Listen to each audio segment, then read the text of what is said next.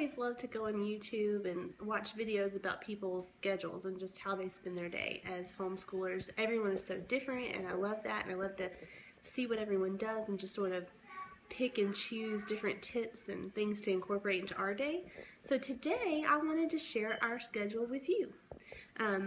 My husband and I own our own business, so we don't have a set time that we have to be there each day. We just need to put in a couple hours or however long, to get our work done. So what we've decided to do for this school year is to get up in the morning and do school and then go to work afterwards. So our kids will be getting up at 8 o'clock, and that's when our school day will start. I have a 7-year-old who is almost 8, and she will be in 2nd grade this coming up year. I have a 4-year-old son who will be in pre-K this year, and then we have a almost 2-year-old daughter who obviously is in any grade next year. So for the 2nd grader, she will be getting up at 8 and beginning her day then. My preschooler will begin his day whenever he wakes up. He doesn't have a set time that he has to wake up. And I'm going to show you real quick. They each have a notebook that has their schedule sort of in it that they're going to be checking off each day. So hang on, I'll show you that. Okay, so these are their notebooks, and my daughter's is right here.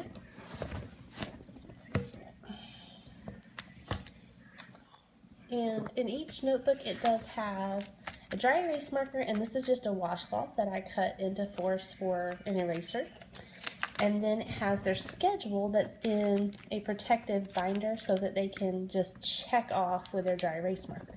So my daughter's has hers, and she has her time. So at 8 o'clock she wakes up, she will brush her teeth, brush her hair, wash her face, and then at 8:15 she should be started with school. Now each subject I do have a time limit this year because, as I said, we need to get done in time to get to work. So she will do math at 8:15, and she has 30 minutes for that. She has a timer that she will see this 30 minutes. She sets her timer, and when the timer goes off, she has to move on even if she's not finished with math. And anything that is left at the end of 30 minutes becomes homework, and that is what she will have to do then when we get back home at the end of the day. Okay, so then at 8:45 she has this is Foundations D is our language arts curriculum. For 30 minutes, I go ahead and do math and language arts first to get those done. Math is her subject that comes a little bit easier to her and she enjoys, so that's her first subject of the day. I wanted her to start out with something that is not too challenging for her. Language arts and reading is a little bit more challenging for her, but she can handle it. So that's 30 minutes of that. Now both of these subjects do require me to help her, so I know that during this time I'm going to be sitting at the table most of the time with her. I may be able, when she gets done with her math lesson and does some of her problems, to go jump in and get a quick shower. So that's my plan there. Okay, then at 9:20 we will do read aloud. So this sort of gives her a break because this is where I will sit and read to her and she can just relax on the couch.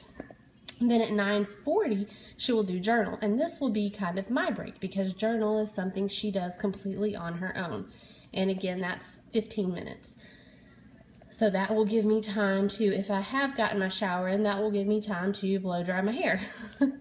Okay, and then at 10 o'clock she has history, and that is for 15 minutes. And this, she will be eating her breakfast then. She is a child who does not like to get up and eat straight away.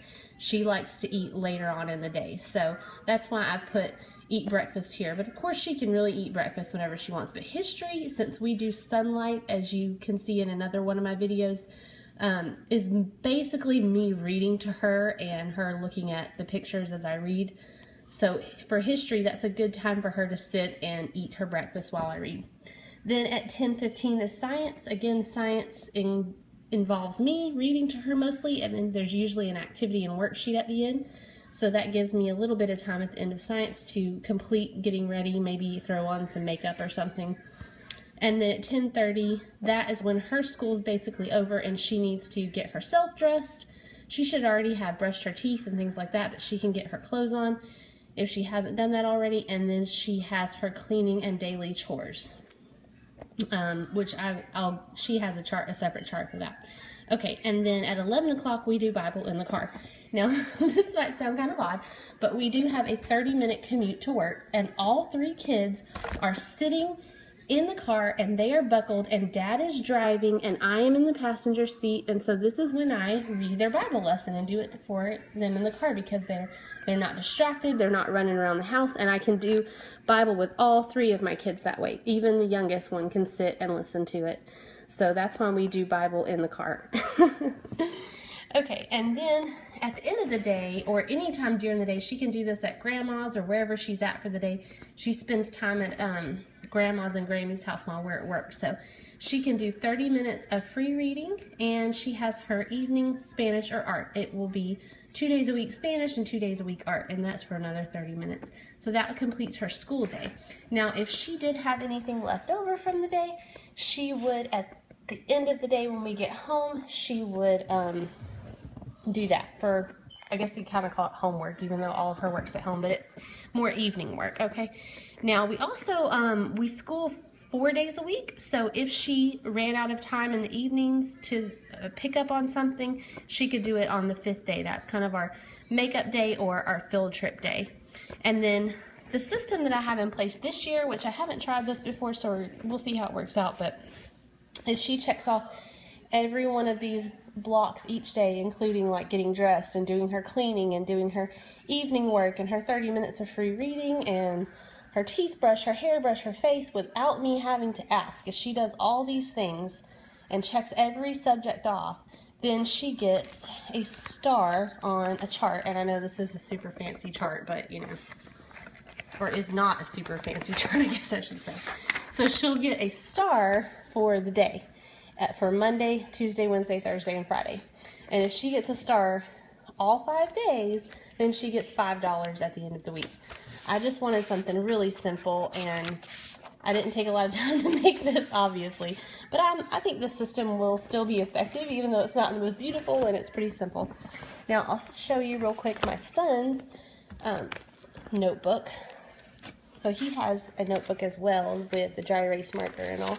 But his check-off schedule is a little bit different from my daughter's, obviously. He's 4 in pre-K, so he has to, when he wakes up, whenever he wakes up, he usually wakes up around 9, so he will, I'm kind of betting on that and hoping that we already have her language arts and math out of the way by the time he wakes up, and then he can do some of the other stuff with us. So he will wake up and he will brush his teeth first, wash his face, get himself dressed. He has to check off school, and the reason I put this on here is I'm thinking that will help motivate him if he's ever, this is really his first year where he has to do school. So if he's ever, you know, not really wanting to or not in the mood, then this will help motivate him.